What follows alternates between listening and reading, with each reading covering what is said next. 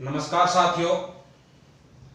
तो फिर आपका सामान्य ज्ञान ग्रुप परिवार में हार्दिक स्वागत है। और हम यहाँ भारत के भूगोल की बात कर रहे थे और उसमें हमने भारत के भौतिक प्रदेश का जो टॉपिक है वो शुरू कर रखा था और इसके अंतर्गत हमने हिमालय को पढ़ लिया है। हिमालय के हमने 4 पार्टों में हिमालय को पढ़ा है। 4 घंटे की क्लास है। वहां जाके आप हिमालय के बारे में जिस दोस्त ने हिमालय के बारे में अभी तक नहीं देखा है तो वो पीछे जाके उसको देख सकता है। आज का जो हमारा टॉपिक है वो है उत्तर का विशाल मैदान। तो जैसे हमने स्टार्टिंग में जो भारत का मैप है उसमें भी इसको दर्शाया था और फिर हम एक बार इसको दर्शाने की कोशिश करते हैं कि भारत में इसकी लोकेशन कहाँ है। तो देखिए, उत्तर के विशाल मैदान की यदि हम बात करते हैं तो जैसे हमने ऊपर यहाँ पे पढ़ लिया है हिमालय पर्वतमाला को, हमने यहाँ हिमालय पर्वतमाला को इसके बारे में हम पढ़ चुके हैं। आज हम उत्तर के विशाल मैदान की बात करते हैं। जैसे हमने देखा था कि यहाँ पर हमने पढ़ा था ये दक्षिण का प्रायद्वीप पठार है, ठीक है। इसके बारे में भी हमें चर्चा करनी बाकी है। हालांकि मैप के बारे में हम पहले भी इसके बारे में दर्शा चुके हैं। ये इधर है थार का मरुस्थल इस अरावली के पश्चिम में, और ये पूरा का पूरा जो प्रदेश है ये प्रदेश असम तक यहाँ बांग्लादेश में ये जो पूरा का पूरा प्रदेश है ये प्रदेश कौन सा है? ये उत्तर का विशाल मैदान है। ये कौन सा है? उत्तर का विशाल मैदान है। तो हम आज इसी उत्तर के विशाल मैदान की बात करते हैं। सबसे पहले हम बात करते हैं कि इस उत्तर के विशाल मैदान का विस्तार कहां कहां है, इसकी उत्पत्ति कैसे हुई, बाद में हम इसके वर्गीकरण की तरफ बढ़ेंगे। तो देखिए, सबसे पहले हम बात करते हैं तो मैप में शायद आपको ये समझ में आ गया होगा कि उत्तर का विशाल मैदान है वो जैसे यहाँ पंजाब है, कुछ उत्तर पूर्वी राजस्थान है, यहाँ पे हरियाणा है, फिर उत्तर प्रदेश, फिर बिहार है, फिर पश्चिम बंगाल, फिर असम, यहां तक ये फैला हुआ है और फिर बांग्लादेश में चला जाता है। ये हमें बांग्लादेश के बारे में, इस मैदान के बारे में नहीं पढ़ना है, हमें सिर्फ और सिर्फ भारत के बारे में पढ़ना है। तो भारत में इसका विस्तार कहां से कहां तक है, तो इस तरह से ये फैला हुआ है। अब देखिए, सबसे पहले हम बात करते हैं इसकी उत्पत्ति की कि इसका निर्माण हुआ कैसे। उत्तर के जो विशाल मैदान है उसका निर्माण हुआ कैसे, सबसे पहले हम बात करते हैं ये। जैसे हमने बात की थी कि हिमालय की जो उत्पत्ति है वो किस प्रकार हुई थी, तो वैसे ही हम बात करते हैं कि उत्तर के विशाल मैदान का निर्माण कैसे हुआ है। तो देखिए, किसी भी प्रकार का जो मैदान होगा उस मैदान का निर्माण हमेशा नदियों के द्वारा होगा। एक बात तो हमें ये ध्यान रखना है कि किसी भी प्रकार के मैदान का निर्माण होता है वो हमेशा वहां की नदियों के द्वारा होता है। तो इसका मतलब उत्तर के विशाल मैदान का निर्माण भी नदियों के द्वारा हुआ है। तो देखिए किस प्रकार हुआ है। जैसे हमने पढ़ा था कि यहां पे हमने पढ़ा था ये उत्तर पर्वतीय प्रदेश है, ये उत्तर पर्वतीय प्रदेश अर्थात हिमालय है। इस हिमालय का निर्माण कैसे हुआ था कि यहां पर 2 प्लेटें टकरा रही थी, एक यूरेशियन प्लेट और एक भारतीय प्लेट। भारतीय प्लेट का क्षेपण हो रहा था यूरेशियन प्लेट के सहारे, और फिर 33 सागर का अवसाद है वो यहां पर ऊपर उठा और हिमालय का निर्माण हुआ। तो देखिए, यहां जैसे हिमालय का निर्माण हुआ, इस हिमालय के जस्ट दक्षिण में हमने अभी देखा था मैप के अंदर, इसके जस्ट दक्षिण में क्या है? उत्तर का विशाल मैदान है। तो इसका निर्माण कैसे हुआ? ये हिमालय का निर्माण हुआ है। इस हिमालय के निर्माण के बाद में उत्तर के विशाल मैदान का निर्माण हुआ है। तो इस हिमालय का निर्माण भारतीय प्लेट के क्षेपण से हुआ है। ये जो भारतीय प्लेट है, इस भारतीय प्लेट का क्षेपण हुआ, और इस भारतीय प्लेट का जब क्षेपण हुआ तब निर्माण किसका हुआ? तब निर्माण हुआ हिमालय का। और भारतीय प्लेट का क्षेपण ये आपको बता दिया है कौन सी प्लेट के सहारे हुआ था? यूरेशियन प्लेट के सहारे। तो जब यहां इसका क्षेपण होता है तो देखिए, ये जो स्थान है, ये स्थान ये बाद में अवसाद, इसमें नदियों ने लाके अवसाद जमा कर दिया, और नदियों ने जब यहां पर अवसाद लाके जमा कर दिया तो यहां एक प्रकार के मैदान का निर्माण हुआ, और उसी मैदान को हम पढ़ेंगे उत्तर के विशाल मैदान के रूप में। तो कहने का मतलब यह है, जब हिमालय की उत्पत्ति हुई या हिमालय का निर्माण हुआ दो प्लेटों के टकराने से तैतीस सागर के अंतर्गत, तो उस समय जहां भारतीय प्लेट का क्षेपण हुआ, अंदर गई, जहां क्षेपण हुआ उसके ऊपर जो ये घाटी बनी है, इसके अंदर हिमालय से बह बह के जो नदियां हैं वो यहां पर अवसाद जमा करती है और यहां पे उत्तर के विशाल मैदान का निर्माण करती है। बात क्लियर हो गई? तो इस प्रकार उत्तर के विशाल मैदान का निर्माण होता है। तो उत्तर के विशाल मैदान का जो निर्माण होता है वो किनके द्वारा होता है? तो वो नदियों के द्वारा होता है, ठीक है ना। इसमें मुख्य रूप से जो नदियां हैं वो हिमालय की हैं, लेकिन कुछ नदियां हैं जैसे चंबल है, सोन है, इस प्रकार कुछ ऐसी नदियां हैं जो दक्षिण के प्रायद्वीप पठार से भी निकल कर आती हैं और उत्तर के विशाल मैदान का निर्माण करती हैं, यानी उत्तर के विशाल मैदान के निर्माण में ये अपना योगदान देती हैं। तो देखिए, यदि हम इसकी उत्पत्ति की बात करते हैं, उत्तर के विशाल मैदान की उत्पत्ति की बात करते हैं, तो इसकी उत्पत्ति हुई है प्लीस्टोसीन युग में, प्लीस्टोसीन काल में। और इसके बारे में हम पहले चर्चा कर चुके हैं काफी, इसके बारे में हम बार बार नहीं रिवाइज करेंगे, ठीक है ना। तो यानी उत्तर के विशाल मैदान का जो निर्माण हुआ है वो कौन से काल में हुआ है? तो वो हुआ है प्लीस्टोसीन काल में इसका निर्माण हुआ है। और इसका निर्माण किया किसने है? इसका निर्माण किया है नदियों ने। और किस प्रक्रम में? नदियों ने यहाँ पे क्या किया है? यहाँ नदियों ने अवसाद जमा किया है, और जमा को बोलते हैं निक्षेपण, यानी नदियों के निक्षेपण से। यानी कौन से प्रक्रम से? निक्षेपणात्मक प्रक्रम से। निक्षेपणात्मक प्रक्रम से। निक्षेपण का अर्थ होता है जमा करना, यानी नदियां हिमालय से निकली और अपने साथ अवसाद लेके आई, और यहां पर उत्तर के विशाल मैदान जो यहां वर्तमान में बना हुआ है वहां पर उस अवसाद को जमा कर दिया, अर्थात उसका निक्षेपण कर दिया। तो नदियों ने अवसाद का निक्षेपण किया तो क्या हुआ? उत्तर के विशाल मैदान का निर्माण हुआ। और उत्तर के विशाल मैदान का जो निर्माण है वो कौन से काल में हुआ? तो वो हुआ प्लीस्टोसीन काल में। कौन से काल में?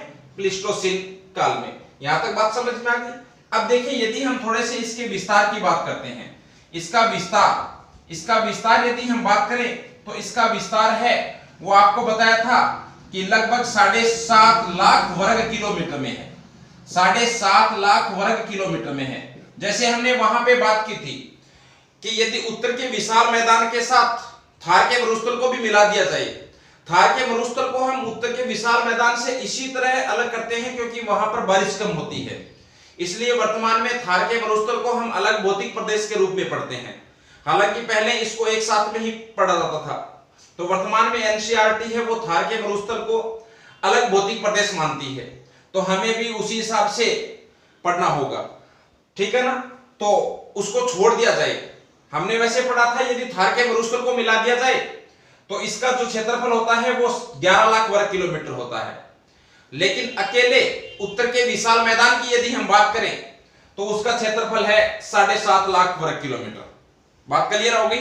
और इस दृष्टि से ये दूसरे नंबर पे था। एक नंबर पे दक्षिणी प्रायद्वीपीय पठार था और दूसरे नंबर पे उत्तर का विशाल मैदान था क्षेत्रफल की दृष्टि से, ठीक है ना। तो यानी उत्तर का जो विशाल मैदान है उसकी उत्पत्ति प्लीस्टोसीन काल में होती है, और नदियों ने यहां पर अवसाद का निक्षेपण किया अर्थात जमाव किया, जिसके तहत इस मैदान का निर्माण हुआ। इसका विस्तार है वो 7.5 लाख वर्ग किलोमीटर में है। और इसका विस्तार है वो कौन कौन से राज्यों में है? तो देखिए, इसका विस्तार है मुख्य रूप से पंजाब के अंदर। पंजाब में 5 नदियां बहती हैं और उन्हीं के नाम पे इसका नाम पड़ा है पंजाब है।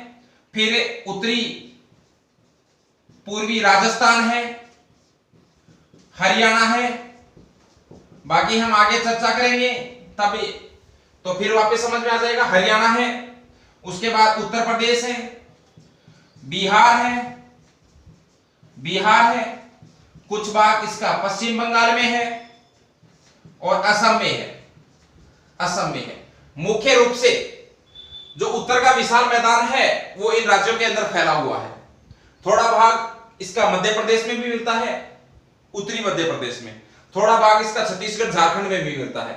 लेकिन मुख्य रूप से ये कौन कौन से राज्यों में फैला हुआ है? तो मुख्य रूप से यानी पूर्ण रूप से बात कर सकते हैं, पंजाब है, हरियाणा है, यूपी है, बिहार है, पश्चिम बंगाल है और असम है। यहां ये मुख्य रूप से फैला हुआ है उत्तर का विशाल मैदान। और जिसका क्षेत्रफल कितना है 7.5 लाख वर्ग किलोमीटर। इसका स्क्रीनशॉट लीजिए।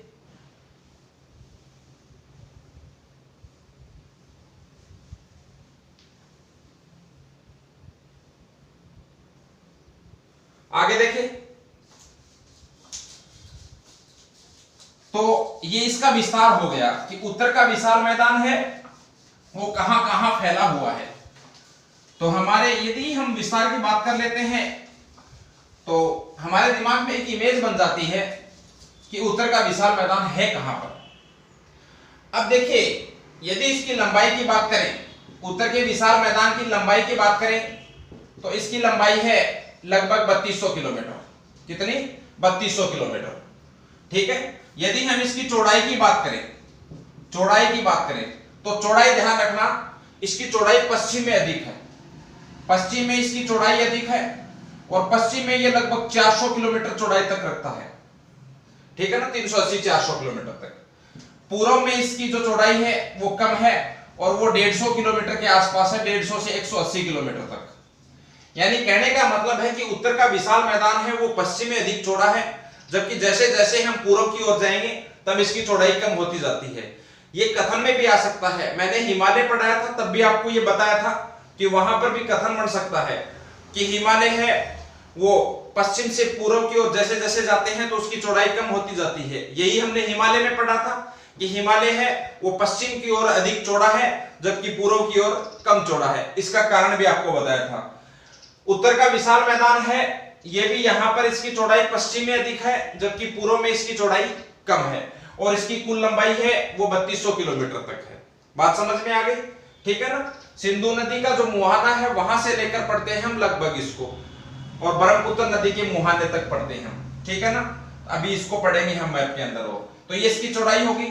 फिर यदि इसकी ढाल की बात करें कि इसका ढाल किधर है, तो देखिए इसका जो ढाल है वो पश्चिम से पूर्व की ओर है, पश्चिम से पूर्व की ओर है और वो भी मंद रूप से है। ऐसा नहीं है कि अचानक पूरा ढाल है। इसका जो मंद है, इसका जो ढाल है वो बिल्कुल एकदम मंद है। जैसे जैसे हम पूर्व की ओर जाएंगे तो ढाल एकदम कम होता जाएगा। ठीक है ना। तो इसका ढाल पश्चिम से पूर्व की ओर है। अब देखिए एक चीज देखिए, आप पहले इसका स्क्रीनशॉट लीजिए।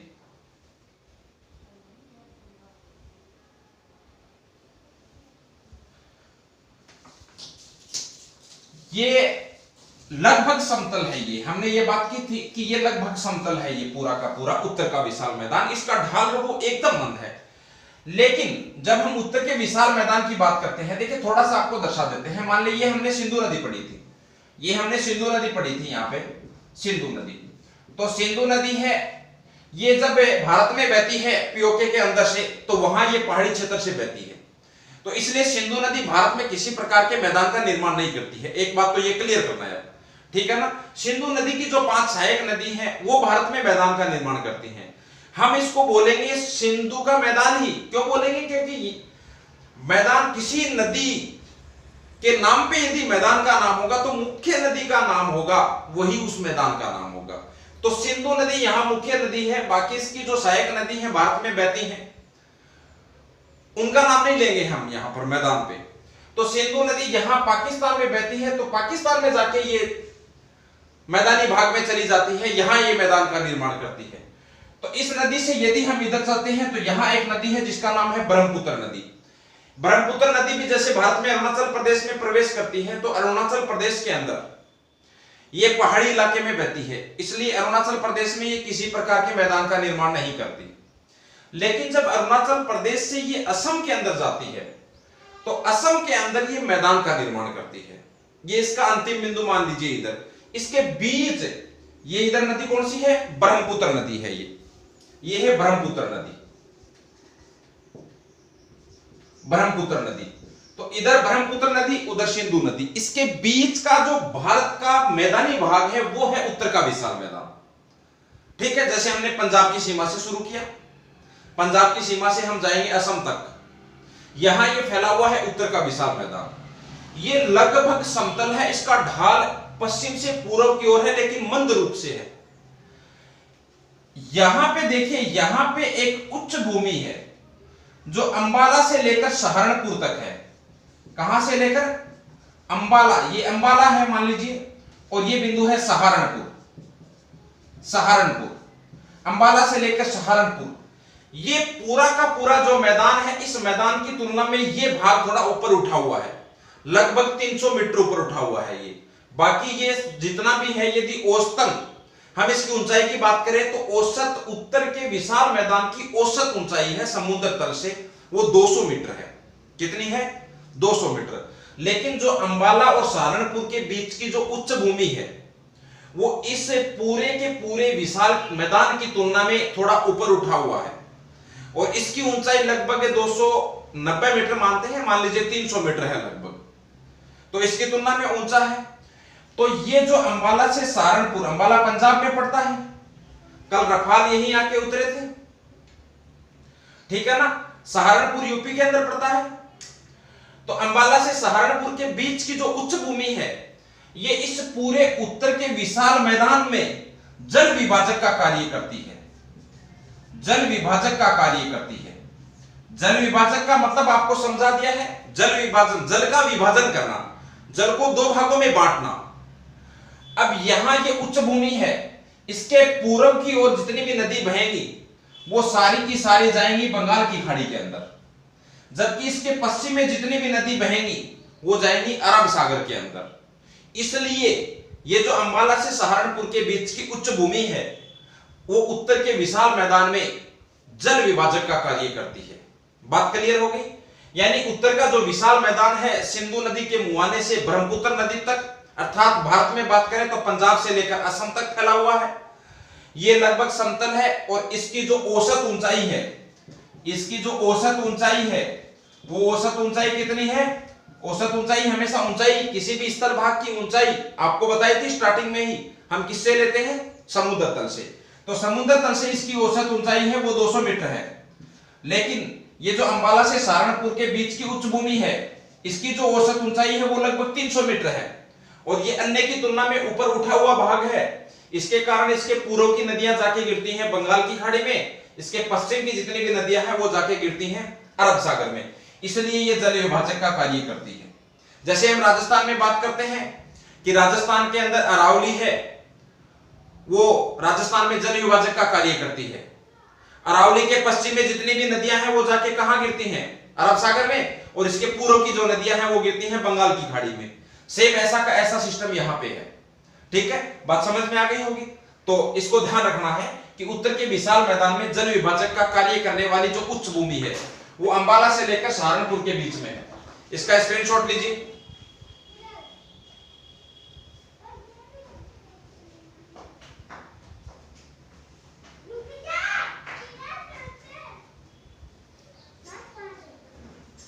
मिटा दे इसको।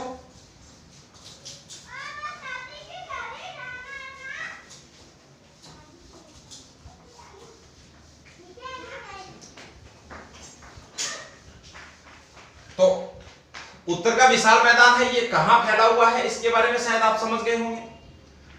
अब देखिए इसकी उत्पत्ति के बारे में समझ गए होंगे, इसकी विशेषताएं क्या क्या थी उसके बारे में हमने चर्चा कर ली है। अब देखिए हम इस बात करते हैं इस मैदान के निर्माणकरण की, मैदान के निर्माणकरण की, कि इस मैदान का निर्माण है वो किस क्रम में हुआ है। यदि हम उसकी बात करें मैदान के निर्माणकरण की, तो देखिए हम बात करते हैं, एक बार सिर्फ हम हिमालय से निकलने वाली नदियों की बात करते हैं। ठीक है, आपको बता दिया कि मैदान का निर्माण है वो नदियां करती हैं। तो जैसे हम बात करते हैं ये हिमालय है, ये हिमालय है, और यहां से कोई नदी निकल रही है, यहां से कोई नदी निकल रही है। जब ये नदी यहां हिमालय से निकलती है और नदी हिमालय से नीचे उतरती है, मैदानी भाग में आती है, तो अपने साथ क्या करती है? कुछ कंकड़ पत्थर लेके आती है, और ये कंकड़ पत्थर ये ज्यादा दूर तक नहीं ले जा पाती। ठीक है, आप देखते हैं पानी का भाव, जब पानी का भाव बहुत तेज होता है तो कुछ कंकड़ पत्थर गिरे होते हैं, उनको थोड़ा सा धक्का दे देती है, वहीं आगे ले जाती है, लेकिन बहुत दूर तक नहीं ले जाती। तो यहां से कोई नदी निकलती है, वो अपने साथ छोटे छोटे कंकड़ पत्थर लेके आती है। ये कंकड़ पत्थरों का जमाव है वो इसके पास में कर देती है, इस प्रकार शंकु के रूप में, इस प्रकार शंकु के रूप में यहां जमा कर देती है, फिर ये नदी आगे चली जाती है। ये देखिए इधर, ठीक है ना। तो इसको बोलते हैं जलोढ़ शंकु। क्या बोलते हैं? जलोढ़ शंकु। जलोढ़ शंकु, ठीक है ना, ये जलोढ़ शंकु है। ये जो जलोढ़ शंकु है ये पंख के रूप में है। जब बहुत सारे शंकु एक साथ बनेंगे तो पंखाकार आकृति में बनेंगे तो इन्हें जलोढ़ पंख भी बोल सकते हैं। ये जो आकृति बनती है इसे बोलते हैं भाबर। क्या बोलते हैं? भाबर। भाबर का मैदान क्या बोलते हैं? भाबर। यानी कहने का मतलब है कि भाबर है ये उत्तर के विशाल मैदान का ही एक हिस्सा है। निर्माण क्रम की दृष्टि से इसका निर्माण सबसे पहले होता है, क्योंकि जब नदियां पहाड़ से निकलती है, जैसे हम बात कर रहे हैं हिमालय से, कि नदी हिमालय से निकली, अपने साथ कंकर पत्थर लेके आई और इन्होंने यहां पर एक शंकु के रूप में कंकर पत्थरों को जमा कर दिया। फिर नदी आगे चली गई। यहां देखिए, जब ये कंकर पत्थरों को यहां जमा करती है तो यहां पर जो छोटी नदियां होती हैं वो यहां पर अदृष्टिगोचर हो जाती हैं। अदृष्टिगोचर मतलब दिखाई नहीं देती हैं, अदृश्य हो जाती हैं। यहां पर हम विलुप्त, लुप्त का नाम नहीं लेंगे। नदी लुप्त नहीं हो रही है। लुप्त होने का मतलब ये कि नदी आगे बढ़ती नहीं है, वही लुप्त हो जाती है। लेकिन ये अदृष्टिगोचर होती है यहाँ पर, है ना। कुछ जगह लिखा होता है कि जब नदी हिमालय से निकलती है तो भाबर प्रदेश में लुप्त हो जाती है। लुप्त काम शब्द काम में नहीं लेना आपको। तो ये प्रदेश कहलाता है भाबर प्रदेश। अब देखिए, ये भाबर प्रदेश है, मैदान का एक भाग है, कंकड़ पत्थरों से निर्मित है ये। तो बताइए, ये कृषि के लिए उपयोगी है क्या? नहीं है। तो ये कृषि के लिए क्या है? अनुपयोगी है। ये कृषि के लिए अनुपयोगी, कृषि के लिए अनुपयोगी है ये, ठीक है। अब हम आगे चलते हैं। भाबर प्रदेश, यहां से नदी निकली। जब ये कंकर पत्थर वाला इलाका समाप्त हुआ तो ये नदी है, ये ऊपर यहां पर जमीन पे आ जाती है और यहां पर बनाती है दलदली क्षेत्र। किस प्रकार का? दलदली क्षेत्र। और इस प्रकार के मैदान को बोलते हैं तराई प्रदेश। क्या बोलते हैं? देखो, तराई, तर, पानी से तर, ठीक है ना। यानी सबसे पहले नदी जब यहां से निकली, ठीक है, जैसे हिमालय की बात करते हैं, हिमालय में अंतिम जो श्रेणी भारत की ओर थी वो कौन सी थी? शिवालिक। शिवालिक से नदी निकली, अपने साथ कुछ कंकर पत्थर लेके आई, उन कंकर पत्थरों को यहां पे जमा कर दिया। जब इन कंकर पत्थरों को यहां जमा कर दिया तो यहां पर शंकु का निर्माण हुआ, जिसे हम जलोढ़ शंकु कहेंगे। ये बहुत सारे जलोढ़ शंकु हैं, वो पंख के रूप में होंगे, पंखाकार आकृति में होंगे और ये एक मैदान का निर्माण करेंगे, उसे कहेंगे भाबर। ध्यान रखना, भाबर को पंजाब में क्या कहते हैं? भाबर को पंजाब में कहते हैं चोस। भाबर के मैदान को पंजाब में चोस कहा जाता है। बहुत बार क्वेश्चन पूछते हैं ये। बाद में ये जब यहां अदृष्टिगोचर हो जाती है, अदृश्य हो जाती है इन कंकर पत्थरों में, तो ये नदी जब आगे आती है तो यहां पर नदी है ये ऊपर जमीन पे आ जाती है और वहां पर एक दलदली क्षेत्र बनाती है और इस दलदली क्षेत्र को बोलते हैं तराई। तो दूसरा निर्माण क्रम में पहला हमारे पास हो गया भाबर और दूसरा हमारे पास निर्माण क्रम में हो गया तराई, ठीक है। फिर देखिए, नेक्स्ट हम आगे चलते हैं। तो ये तराई प्रदेश से ये नदी आगे निकली। आगे जब नदी ये तराई प्रदेश से निकलती है, जो दलदली क्षेत्र है उससे जब आगे ये नदी निकलती है तो अपने एक निश्चित मार्ग में बहने लग जाती है। यहाँ पर एक निश्चित मार्ग में जब ये बहने लग जाती है तो जब इसका निश्चित मार्ग होता है तो ये नदी है, इसको बोलते हैं प्राकृतिक तटबंध। इसको तटबंध बोलते हैं। ये नदी का जो तट है इसको बोलते हैं प्राकृतिक तटबंध। नदी ने बनाया है ये तटबंध। तो ये इधर वाला क्षेत्र है, इधर वाला क्षेत्र है, ये वाला क्षेत्र। यहां पर इस नदी का पानी नहीं पहुंच पाता है, यहां पे इस नदी का पानी नहीं पहुंच पाता है। तो यहां जहां इस नदी का पानी नहीं पहुंच पाता है उसे बोलते हैं बांगर। क्या बोलते हैं? बांगर। तो तीसरा इसका जो निर्माण क्रम की दृष्टि से जो भाग हो गया वो हो गया बांगर। कौन सा हो गया? बांगर। फिर बांगर से जब आगे चलते हैं तो ये नदी जैसे और आगे चलती है तो जब इस प्राकृतिक तटबंध को तोड़ देती है तो ये पानी है ये इधर उधर चला जाता है। इस तरह से जब पानी इधर उधर चला जाता है तो यहां पर ये नदी है ये अपने साथ जलोढ़ मिट्टी लेके आती है। तो हर बार नई जलोढ़ मिट्टी यहां बिछा देती है। तो ये जो नवीन जलोढ़ मिट्टी का मैदान है ये कहलाता है खादर। क्या कहलाता है? खादर। तो चौथा भाग हो गया हमारा खादर। अब देखिए, यहां बांगर, ये बांगर है, ये पुरानी जलोढ़ मिट्टी है क्योंकि यहां पर नदी का पानी है वो बहुत कम पहुंच पाता है, ठीक है। बहुत पहले पहुंचा था, अब नहीं पहुंच पा रहा है, इसलिए ये पुरानी जलोढ़ मिट्टी है। भाई जलोढ़ मिट्टी तो इसलिए है क्योंकि इस मैदान का निर्माण नदियों ने किया है कभी ना कभी, लेकिन अब वहां पानी नहीं पहुंच पा रहा है, इसलिए वो जलोढ़ मिट्टी है वो पुरानी होगी और इस पुरानी जलोढ़ मिट्टी के मैदान को हम बोलते हैं बांगर। और ये जो नवी जलोढ़ मिट्टी का मैदान है जहां पर ये प्राकृतिक तटबंध को ये नदी तोड़ देती है तो पानी इधर उधर चलाता है, जैसे हम बात करते हैं बिहार के अंदर कोसी, ठीक है ना। उसके बाद ये नदी आगे चली जाती है और लास्ट में जब यहां पर प्रवेश करती है समुद्र के किनारे पे तो यहां निर्माण करती है डेल्टा का निर्माण। तो ये डेल्टा है ना, डेल्टा ये खादर का ही विस्तारित रूप है, मतलब डेल्टा एक खादर का ही भाग है, डेल्टा अलग नहीं है, ठीक है ना। डेल्टा के बारे में आपको पहले ही बताया जा चुका है। तो यानी कहने का मतलब डेल्टा है वो खादर का ही विस्तारित भाग है। ये बात समझ में आ गई होगी यहां तक। तो यहां हमारे पास टोटल निर्माण क्रम की दृष्टि से 4 प्रकार के मैदानों का निर्माण होता है। एक भाबर है जो कंकड़ युक्त है, यहां पर नदी है वो अदृष्टिगोचर होती है। बाद में नदी जब ऊपर आ जाती है तो दलदली क्षेत्र का निर्माण करती है, उसे तराई बोलते हैं। उसके बाद ये चली जाती है आगे, जब नदी इस तराई दलदली क्षेत्र से आगे निकलती है तो अपना एक फिक्स रास्ता बनाती है। नदी है वो अपना आधार तल को प्राप्त करना चाहती है और इसका जो प्राकृतिक तटबंध है वो मजबूत होता है, टूटता नहीं है, तो उसका पानी है वो आसपास नहीं जाता। इसलिए उस मैदान जो पुरानी जलोढ़ मिट्टी का मैदान है उसे बांगर कहते हैं, ठीक है ना। और जब इस प्राकृतिक तटबंध को ये नदी तोड़ देती है तो फिर क्या होता है कि पानी है वो इधर उधर फैलता है और वहां पर नवीन जलोढ़ मिट्टी है उसको फैला देती है वो नदी। इसलिए वो नवीन जलोढ़ मिट्टी का मैदान है वो खादर कहलाएगा। और डेल्टा जो लास्ट में बनता है नदी के किनारे, समुद्र के किनारे पे, नदी के मुहाने पे, ठीक है ना। तो डेल्टा है वो खादर का ही विस्तारित रूप है, खादर का ही एक भाग है। तो ये 4 प्रकार के निर्माण क्रम की दृष्टि से 4 प्रकार के हमारे पास मैदान है उत्तर के विशाल मैदान में। देखो एक तो क्वेश्चन डायरेक्ट बन सकता है यहाँ पे, वो इस तरह से बन सकता है कि निर्माण क्रम की दृष्टि से सबसे पहले इनमें कौन से मैदान का निर्माण हुआ, तो भाबर का हुआ, उसके बाद तराई, उसके बाद बांगर और बाद में खादर। बात क्लियर होगी। एक ऐसे पूछ सकते हैं निम्न में से कौन सा मैदान उत्तर के विशाल मैदान का हिस्सा नहीं है। उसमें हमें 3 ऑप्शन में यहां से मिल गए, जैसे भाबर है, बांगर है, खादर है, एक कोई अन्य ऑप्शन मिल गया, तो ऐसे भी ये आ सकता है, ठीक है ना। तो ये ध्यान रखना ये। और इसके अलावा इनमें किस प्रकार के क्वेश्चन बनते हैं उनकी भी हम बात करने वाले हैं, इसका आप स्क्रीनशॉट लीजिए।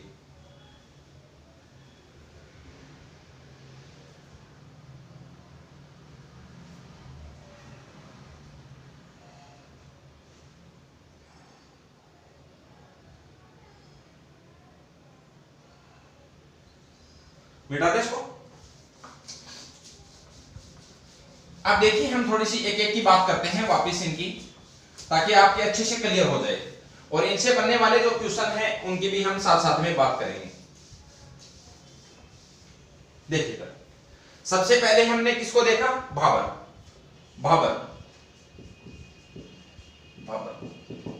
है ना। तो भाबर का जो निर्माण है वो कहां हो रहा था, पर्वतपदीय में, यानी पर्वत के पास, यानी इनका जो निर्माण हो रहा है वो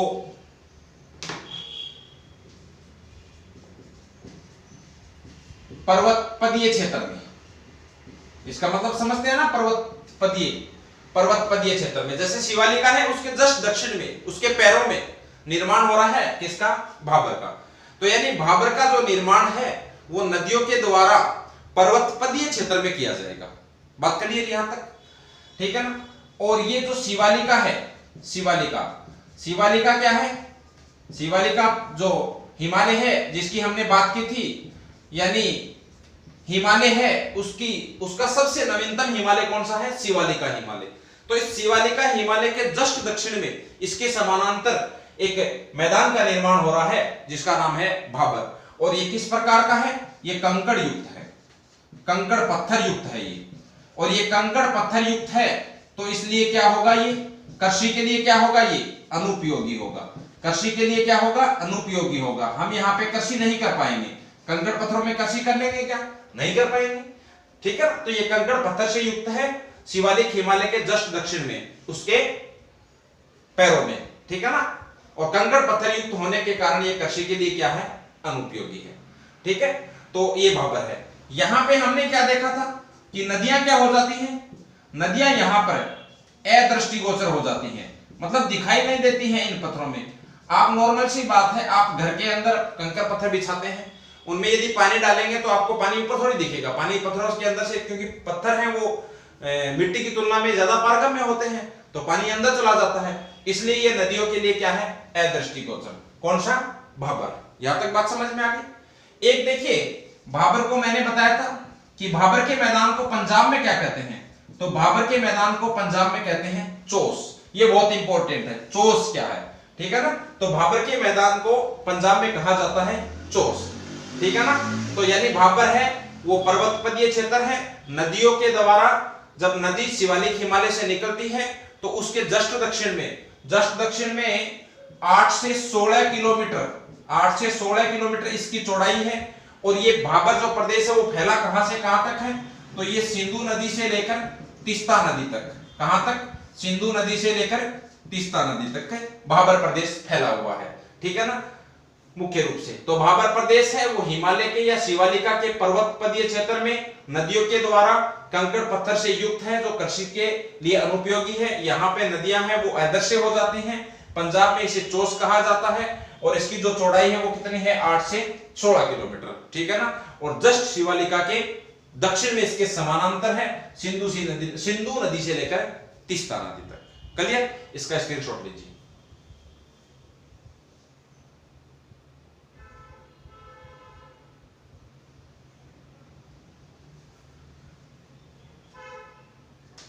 नेक्स्ट भाबर के बाद में बात करते हैं हम दूसरा मैदान। निर्माण क्रम में दूसरे प्रकार का जो मैदान है जिसका निर्माण हुआ वो कौन सा है, तराई। तराई तो 2 नंबर पे है तराई। आपके समझ में तो आ रहा है ना, आप कमेंट बॉक्स में जवाब दीजिए भाई। आपकी कोई स्पीड में दिक्कत है तो आप बोल सकते हो, दिखने में कोई दिक्कत है तो आप बोल सकते हो, समझ में नहीं आ रहा है तो आप बोल सकते हो। देखो तो जवाब दो भाई कमेंट बॉक्स में। समझ में आ रहा तो यस का जवाब दो, नहीं आ रहा तो नो का जवाब दो। देखते हैं किसके समझ में आ रहा है किसके नहीं आ रहा है, फटाफट जवाब दीजिए।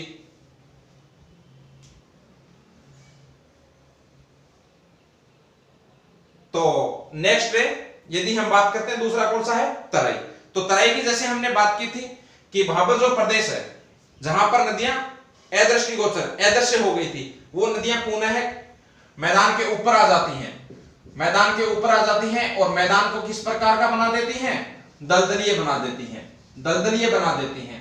तो यानी कहने का मतलब भाबर प्रदेश के जस्ट दक्षिण में नदी कोई भी हो, सिंधु नदी है तो सिंधु नदी है वो भी क्या करेगी, वो भी इन्हीं चारों का निर्माण करेगी। जैसे देखिए एक बार थोड़ा सा मैं समझाता हूं। मान लीजिए सिंधु नदी है, ये सिंधु नदी जैसे ही यहां पहाड़ों से निकली, जैसे ही ये नदी यहां आगे जाएगी ना तो शुरू में यहां पे क्या करेगी, भाबर का निर्माण। फिर यहां पे तराई, क्योंकि जैसे ही पहाड़ों से निकली कंकड़ पत्थरों को यहां तक जमा कर दिया भाबर। फिर जैसे आगे चली तो ये ऊपर आ गई मैदान में, तो ये दलदली क्षेत्र तराई, फिर बाद में बांगर और उसके बाद में खादर। अब सिंधु नदी के लिए ध्यान रखना, खुद जो सिंधु नदी है ना, सिंधु नदी खुद सिंधु नदी है वो भारत में पहाड़ों में बहती है, हिमालय में बहती है, इसलिए सिंधु नदी खुद भारत में मैदान का निर्माण नहीं करती है। ये पाकिस्तान में इन चारों पार्टों का पाकिस्तान में निर्माण करती है। जैसे ऐसे ही बात करते हैं हम यहाँ पर गंगा की, तो गंगा नदी जैसे ही यहां से निकली हरिद्वार के पास, यहाँ मैदानी भाग में आई तो यहां पर पहले भाबर का निर्माण करेगी, फिर बांगर का निर्माण करे, सॉरी तराई का, फिर बांगर का, उसके बाद खादर का, लास्ट में डेल्टा बनाती है। जैसे ही हम ब्रह्मपुत्र नदी की बात करते हैं, यहां से ये नदी अरुणाचल प्रदेश तक बह रही है पहाड़ों के अंदर, जैसे असम में आई है तो असम में आएगी तो पहले ये किसका निर्माण करेगी, बांगर का, उसके बाद करेगी तराई का, फिर बांगर का, उसके बाद खादर का। तो इस प्रकार हर नदी करती है ये, ऐसा नहीं है कोई फिक्स है ये, है ना, कि बांगर कहां से कहां तक फैला हुआ है, खादर कहां से कहां तक फैला हुआ है, ऐसा कुछ नहीं है। कोई भी जो मुख्य नदी है वो नदी जब बहती है आगे तो वो नदी अपने मार्ग में इस प्रकार के मैदानों का निर्माण करती है, ठीक है ना। कभी आप कंफ्यूज हो, है ना, कि बांगर कहां से कहां तक फैला हुआ है, भाबर कहां से कहां तक फैला हुआ है, ठीक है ना। तो जैसे हमने बात की थी ना अभी कि भाबर है वो शिवालिक के जस्ट दक्षिण में, तो शिवालिक के जस्ट दक्षिण में इसलिए क्योंकि वहां से गंगा नदी और उसकी सहायक नदियां सारी की सारी नदियां वहां से निकल रही हैं। भाई हम गंगा नदी द्वारा निर्मित मैदान को पढ़ेंगे तो गंगा नदी, अभी बताया था, गंगा नदी का नाम मैदान के ऊपर क्यों पड़ा, भाई हम पढ़ेंगे गंगा का मैदान। तो गंगा एक मुख्य नदी है, बाकी यमुना, चंबल, रामगंगा, गंडक, घाघरा ये सब इसकी क्या है, सहायक नदियां हैं। इसलिए हम मैदान पढ़ रहे हैं गंगा का मैदान। तो गंगा और उसकी जितनी भी सहायक नदियां हैं वो सारी की सारी यहीं से निकल रही है, यहीं से निकल रही है शिवालिका के जस्ट दक्षिण में। तो वो यहीं पर ही बांगर का निर्माण करेंगी। थोड़ी सी आगे चलेंगी तो वो भाबर का निर्माण करेंगी, थोड़ी आगे चलेंगी तो वो तराई का निर्माण करेंगी, फिर उसके आगे चलेंगी तो बांगर का, उसके बाद में लास्ट में खातर का। समझ रहे हैं मेरी बात? ऐसा कैसा सेम सिस्टम ब्रह्मपुत्र में है, तो इधर भी ऐसा कैसा ही निर्माण होता है, ऐसा कैसा सिंधु नदी के अंदर है। तो ऐसा नहीं है कि ये कहां से कहां तक फैला हुआ है। मतलब भाबर है वो यहां पर भी है, भाबर है वो यहां पर भी है, और भाबर है वो यहां पर भी है। क्लियर? तो देखिए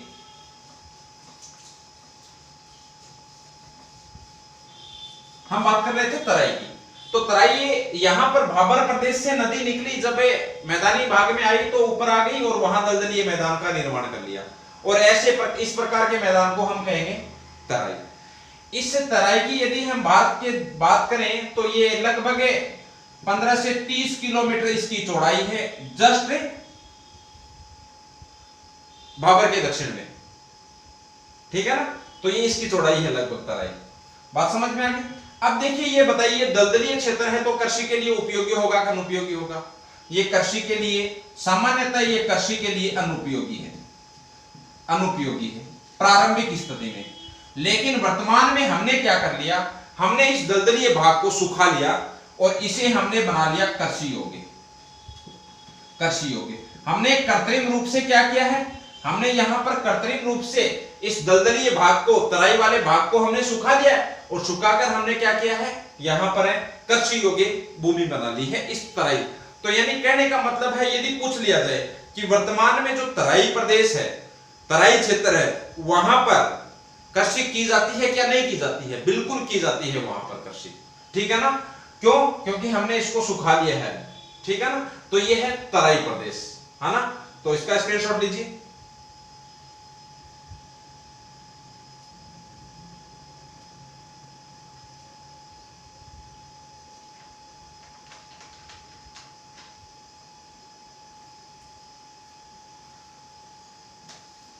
फिर देखिए तीसरा, तराई के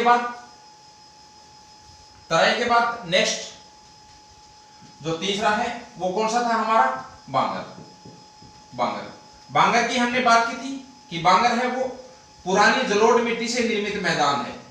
पुरानी जलोढ़ मिट्टी से निर्मित मैदान, मिट्टी से निर्मित मैदान है।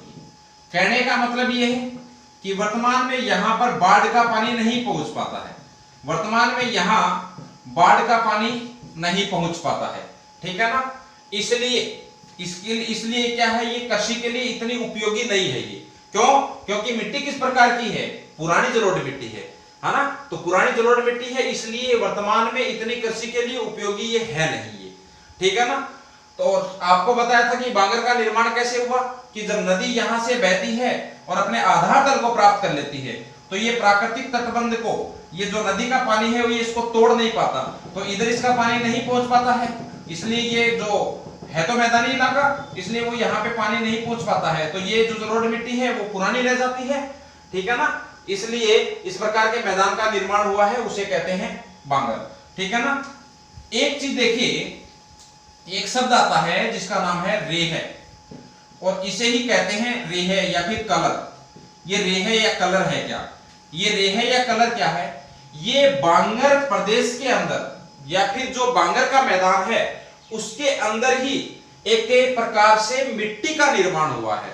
यानी हमने बांगर के अंदर क्या किया, बांगर है ये पुरानी जलोढ़ मिट्टी है, कोई नई जलोढ़ मिट्टी तो है नहीं, हमने यहाँ पर गहन कृषि की, बार बार कृषि की, गहन कृषि की, हमने यहाँ पर कृषि की, तो दो प्रकार की मिट्टियों का निर्माण हुआ, एक रेह व कलर। रेह इसी को कलर बोलेंगे, और दूसरी जो मिट्टी है उसका नाम है भूड़। क्या नाम है? भूड़। अब देखिए रेह या कलर का निर्माण तो किस प्रकार होता है, यदि हम अत्यधिक रासायनिक उर्वरकों का प्रयोग करेंगे, अत्यधिक रासायनिक उर्वरकों का यदि हम प्रयोग करेंगे, ठीक है ना, तो वहां पर जो बाद में मिट्टी है जिसका उपजाऊपन खत्म हो जाएगा, उस प्रकार की मिट्टी को बोलते हैं रेह या कलर। तो यानी रेह या कलर है ये बांगर प्रदेश से संबंधित ही है, एक चीज तो ये ध्यान रखना है। ठीक है ना। यहाँ पर अत्यधिक रासायनिक उर्वरकों का प्रयोग किया हमने और उस मिट्टी को बनाया कृषि के लिए अनुपयोगी, यानी वर्तमान में ये कृषि के लिए इतनी उपयोगी नहीं है, कारण हमने ही किया है। बूढ़ बूढ़ क्या होता है कि बार बार हम जब सिंचाई करते हैं तो यहाँ की जो मिट्टी है वो चली जाती है और यहाँ पीछे जो कंकड़ युक्त क्षेत्र बसता है, कंकड़ युक्त क्षेत्र बसता है, उसे स्थानीय भाषा में कहेंगे बूढ़। तो बूढ़ भी जो एक प्रकार से मिट्टी का प्रकार है वो भी किसका भाग है, बांगर का। ये मुख्य रूप से दोनों उत्तर प्रदेश में,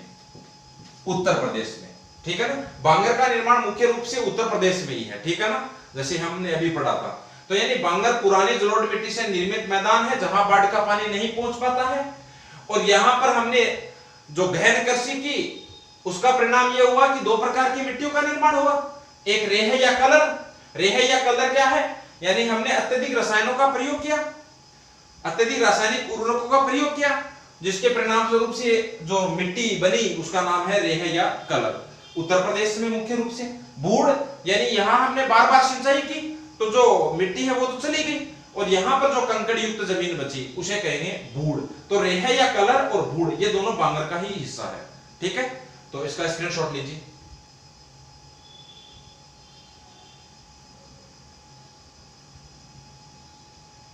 एक देखिए, बांगर को पंजाब में कहते हैं धाय, बांगर को पंजाब में कहते हैं धाया, धाया। जैसे हमने पढ़ा था ना कि भाबर, भाबर को पंजाब में चोस कहते हैं, वैसे ही बांगर को पंजाब में धाया कहते हैं, धाया, ध्यान रखना ये धाया, ठीक है। तो ये है बांगर। लास्ट जो चौथा है नंबर 4, वो कौन सा है, खादर। नंबर 4 है खादर। तो खादर बताया था आपको कि प्राकृतिक तटबंध है उसको नदी का पानी तोड़ देता है और नदी का पानी है वो चारों तरफ बिखर जाता है ये, और इस प्रकार इसका निर्माण होता है नवीन जलोढ़ मिट्टी से। तो नवीन जलोढ़ मिट्टी से जिस मैदान का निर्माण होता है उस मैदान को बोलते हैं खादर, है ना। और ये नवीन जलोढ़ मिट्टी इसलिए बनी क्योंकि यहाँ पर बार बार हर वर्ष पानी आता है, यानी वह भाग जहां प्रतिवर्ष बाढ़ का पानी पहुंचता है, बाढ़ का पानी पहुंचता है, यानी जहां बाढ़ का पानी नहीं पहुंच पाता वो तो क्या है, वो तो बांगर है, और जहां बाढ़ का पानी पहुंच पाता है वो क्या है, खादर है ना। और ये नवीन जलोढ़ मिट्टी से निर्मित है। यहां आपको बताया था एक शब्द डेल्टा, डेल्टा, ठीक है ना। और डेल्टा का जो निर्माण होता है, जैसे गंगा और ब्रह्मपुत्र नदियां विश्व का सबसे बड़े डेल्टा का निर्माण करते हैं भारत और बांग्लादेश में, या फिर पश्चिम बंगाल और बांग्लादेश में, ठीक है ना। तो वो जो डेल्टा का विस्तार है ना, वो डेल्टा का विस्तार वो खादर का ही हिस्सा है। क्यों, क्योंकि वहां डेल्टा का निर्माण करती है, वहां पर जब नदी समुद्र में गिरती है तो वितरिकाओं में बढ़ जाती है ना। यहाँ पर भी ऐसा ही हो रहा है, जब वहां वितरिकाओं में बढ़ जाती है तो हर बार क्या करती है कि वहां पर बाढ़ आती है और वहां पर नवीन जलोढ़ मिट्टी आती है, इसलिए डेल्टा है वो खादर का ही हिस्सा है। इसका स्क्रीनशॉट लीजिए।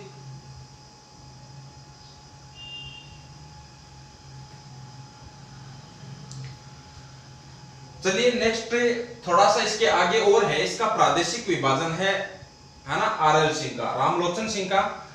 जैसे हमने हिमालय के अंदर पढ़ा था कि वहां पर जो नदियां हैं वो नदियां उसका प्रादेशिक विभाजन कर रही थी। जैसे पंजाब पढ़ा था हमने, कुमायूं पढ़ा था, नेपाल पढ़ा था, असम पढ़ा था। तो वहां पर नदियों ने जो सिडनी बुराड़ का प्रादेशिक विभाजन पढ़ा था हमने, वहां पर नदियों ने इसका प्रादेशिक विभाजन, ऐसे ही यहां पर भी नदियों का प्रादेशिक विभाजन पढ़ेंगे हम। नदियों के द्वारा मैदान का निर्माण किया जाएगा, तो नदियों के द्वारा जो प्रादेशिक विभाजन किया जा रहा है वो यहाँ पर हम आरएल सिंह का पढ़ेंगे, रामलोचन सिंह का। तो वो आज तो हो नहीं पाएगा क्योंकि इतना टाइम उसमें और लगेगा, इसलिए हम उसको अगले पार्ट में पढ़ेंगे। तो इसको देखिए, आप पढ़िए, मैंने बार बार कहा है आप नोट्स बनाते जाइए, है ना। आपके समझ में तो आ रहा ना अच्छी तरीके से, कोई समझ में नहीं आता तो आप जरूर बिल्कुल कमेंट करना, कोई बीच में क्वेश्चन पूछना हो टॉपिक से संबंधित। देखो फालतू के कमेंट करने से तो कोई मतलब नहीं है, सिर्फ और सिर्फ आप टॉपिक में कुछ समझ में नहीं आ रहा है, जैसे डेल्टा है वो समझ में नहीं आया आपके, तो आप बोल दीजिए, हम जब दोबारा क्लास शुरू करेंगे तो उससे पहले हम पढ़ा देंगे। मेरा ये उदाहरण है ना, कुछ आपके समझ में नहीं आए या फिर कुछ आपको कोई नया लगे, है ना, टॉपिक से संबंधित, है ना, और वो आपके समझ में नहीं आए तो आप बिल्कुल कमेंट कर सकते हो, आपकी हर बात का सॉल्यूशन किया जाएगा, ठीक है ना। लेकिन पढ़ाई बहुत जरूरी है, पढ़ते रहना, कंटिन्यूटी रखना, ठीक है ना। एक जो चीज आप लिखते हो उसी को बार बार रिवाइज करते रहना, ठीक है ना।